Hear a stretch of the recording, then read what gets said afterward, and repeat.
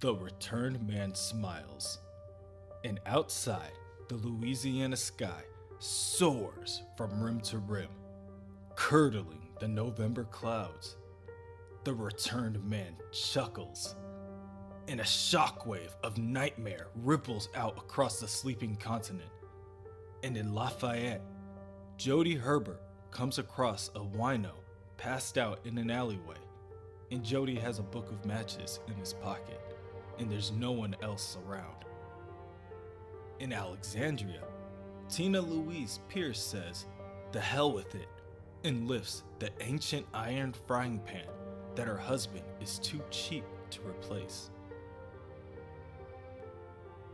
And in Shreveport, Jim and Carol Peterson's pet cat Spock decides that their son Ricky's crib is a warm place to sit. And in Lake Charles, a guide dog suddenly grows irritated with its mistress. And on a farm 3 miles west of Crowley, something terrible is born that cries like a woman, then dies. And in Houma, Abigail Cable just can't stop screaming. And the returned man looks upon his works, and he sees that they are good. Oh, but you are pale, my darling. Pale. Though not, I think, so pale as we. Abigail watches as her uncle paces back and forth, still unable to process that her husband hasn't been her husband all this time. And he continues to muse. Be still, my carnal lily. Do not tremble. Your uncle has a yarn to tell, a joke, a bedtime story. A tale of how it was when I was dead.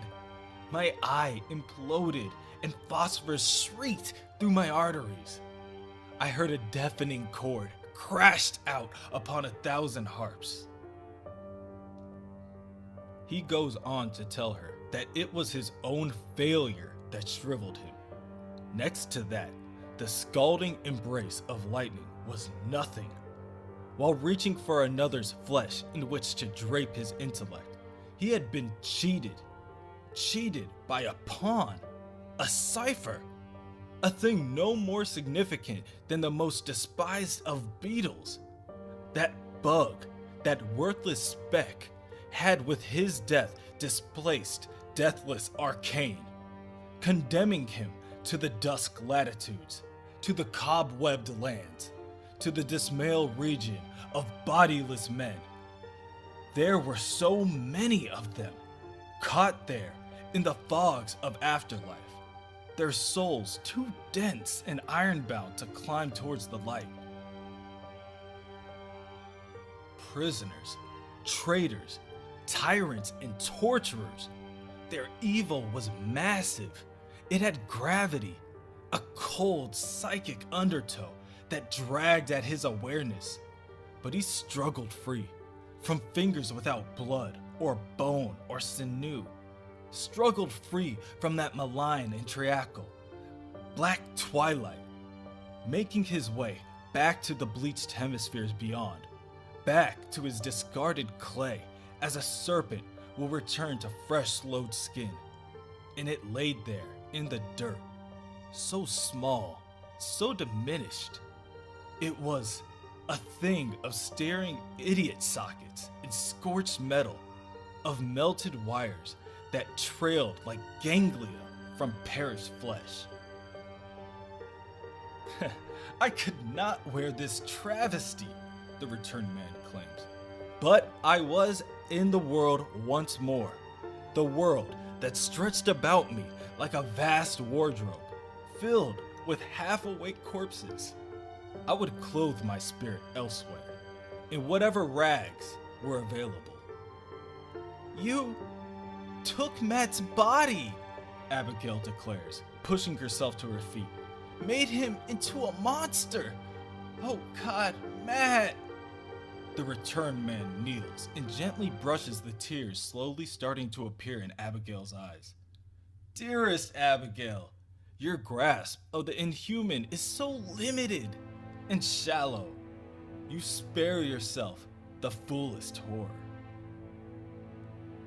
The returned man explains that her husband, Matthew Joseph Cable, was no stranger to monstrosity.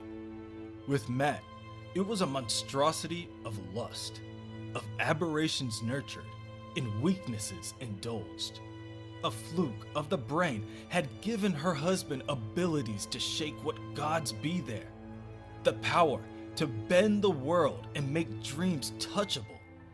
He squandered it on trivial, squalid dioramas, trout-skinned women with the luster of neon, women of smoke, mannequins textured like apricots. Certainly, his proximity did not hinder Matthew's disintegration, but Matthew Cable beat his own path to hell.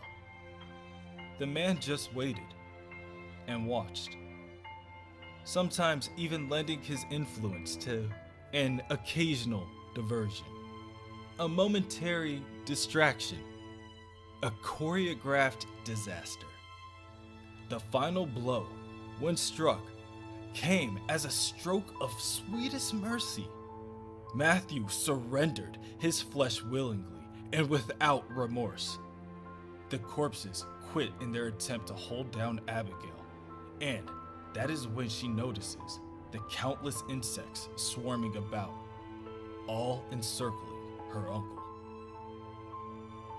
At the moment, Abigail cannot stand to her feet. She neither has the will nor the power. She can only watch in horror as her uncle's eyes roll backwards and he begins to strip the clothes off his back. Thus, your husband's shell is mine to wear. Your husband's talents mine to employ. I am Arcane. I am returned from the dead, and there is nothing that I cannot do. Abigail doesn't even have the presence of mind to notice the dozens of hands sprouting from the floorboards around her until it is too late, and they each latch onto her and begin to pull her downwards through the floor itself. The returned man smiles.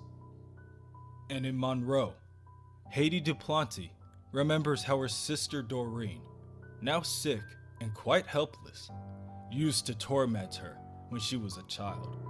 And in Little Rock, Cheryl and Lonnie Williams wait until their father and their slutty new stepmother are asleep before playing with the kitten he bought her. And in Beaumont, all the tropical fish at the First Water Pet Shop begin to eat, first each other, then themselves. And in Springfield, there was a brief and spectacular plague of ladybugs. And beneath the earth, there are muffled, booming voices. And beneath the ocean are terrible lights. And above the sky, a watchman watches. Within a satellite, it is brought to the attention of the monitor that something is happening in Louisiana. He examines the screen in front of him that shows the wave portrait to be above 800. Above 600 means they're dealing with power users in supernatural categories. Above 800 means they're dealing with either the demon Trigon or the Spectre, but both are accounted for in other locations. So, with his interest piqued, the monitor decides that he will just have to watch for now. And as the ripples widen across America, shimmering like liquid chromium through the very darkest minds, the desperate, the depraved, the deranged. Within Arkham Asylum, Jason Woodrue screams to the top of his lungs, "The bayou! It's coming out the bayou!" Screams and wails stumble through the padded cells. Inmates become rampant, injuring themselves and others. Two-Face, in his own specific horror, needed to be sedated. But what is most frightening to the orderlies is that for some reason, the jokers stopped laughing. And the waves roll out, swelling upon a fever tide, their blackness unrelieved by foam. And the return man gestures with a stolen hand and dismisses his servants, and then goes out walking, shirtless, in the freezing fog. And after a while, it begins to snow.